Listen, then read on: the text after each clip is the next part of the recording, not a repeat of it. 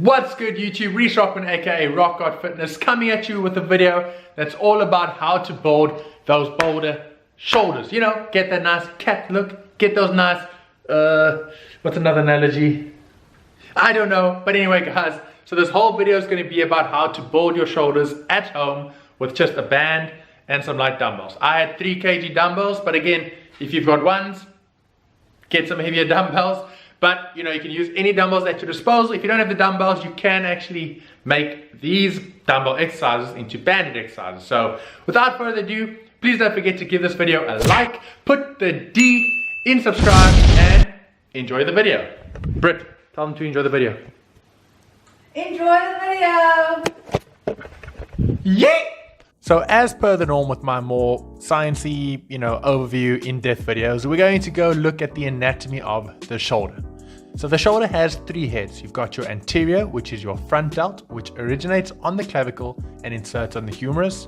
You've got your lateral, which is your side delt, which originates on the scapula and inserts on the humerus.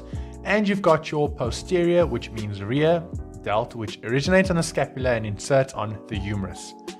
We are also going to take a look at each of the heads of the deltoid and what the primary function will be. The function of the anterior delt is shoulder flexion. The function of the lateral delt is shoulder abduction, so this basically means just moving away from the body's midline. And the function of the rear delt is horizontal shoulder abduction. Now before we move on to the exercises, I want to make it known that the priority principle is going to play a huge part in this specific muscle group. Because unlike the muscles of the chest and the back where the whole muscle will get stimulated through each specific movement, the front and rear delt are complete antagonistic muscles and don't contribute to all of each other's movements. Also, I have given 2 exercises for each head of the deltoid because I want you to superset these exercises, because even though there are an even mixture of type 1 and type 2 muscle fibers, my delts and also a lot of my clients' delts have always responded best with higher reps, and this way we are covering different ranges of motions as well as hitting all the different failure points. The first exercise is going to be awesome for both your rear delts and your total shoulder health, and that's going to be the crucifix rear delt raise. It's very similar to a face pull, but with this one, we externally rotate at the shoulder joint so we can primarily target the rear delt with a little bit of side delt as well. I want you to set up your band nice and low and sit down on the floor to prevent swinging of your body in order to just get through the movement, and this will instead allow us to really activate the muscle better. Place your hands inside the band and bend your wrists slightly back to create a hook so the band won't just fly off. From there, we want to start with the hands at about shoulder level and think about lifting them up and back. I found this really is the best cue for activating your rear delts, and I also want you to hold it for a split second at the top to really feel the burn. The second exercise is going to be a bent over rear delt fly. With this exercise, the main point I can give is to feel which hand position suits you best. The literature says that the grip where the palms are facing each other does activate the rear delts more.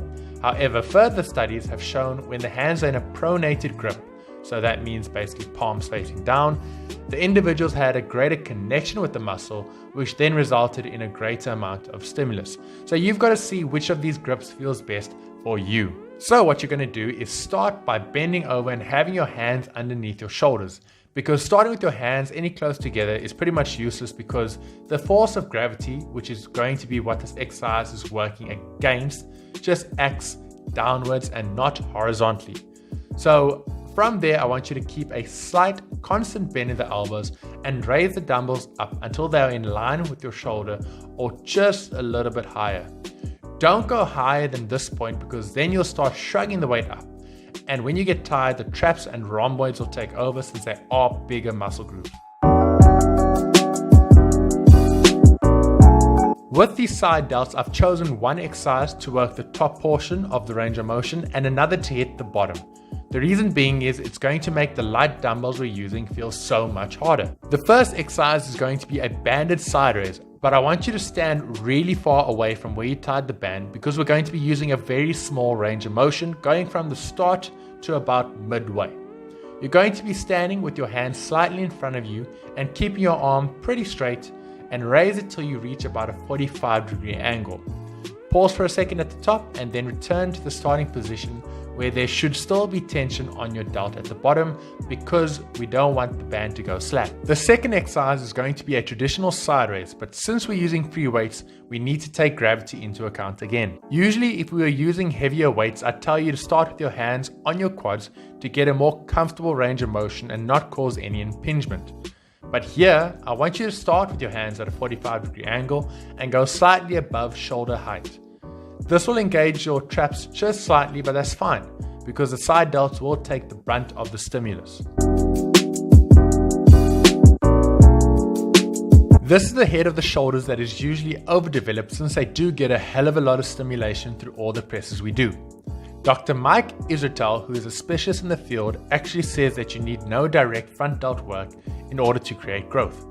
But since this is a workout which you will usually do at home and you don't have access to heavy weights, we still want to be working them for a well-balanced physique. The first exercise is going to be a standing banded shoulder press. I want you to make sure you are starting just underneath chin level and press up just shy of full lockout so we can keep a constant tension motion on the front delt. If your band provides you with too much tension, then either kneel down or sit down on the floor and the tension will become less. The second exercise is probably going to test both your patience but also your grit, because when I did it, I flipped my move because it burned so much and I was only on rep 4. But what you're going to do is sit down on your couch or your chair and perform a dumbbell shoulder press. But the kicker is you need to take 8 seconds to go up and down, and you can't stop at the top or the bottom of the movement, or you must start the whole set again. Is this necessary?